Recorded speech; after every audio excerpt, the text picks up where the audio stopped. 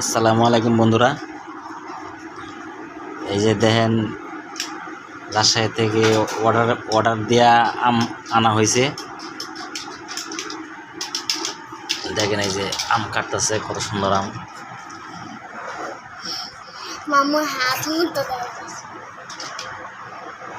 কত সুন্দর আম,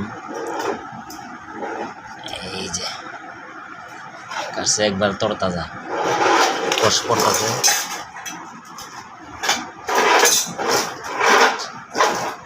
শুধু এই বাড়ি না, আরো অনেক বাড়ি আনা হয়েছে এরকম। বাজারের আম খেয়ে মজা পাই না, এজন্য রাজশাহী থেকে আম আনা হয়।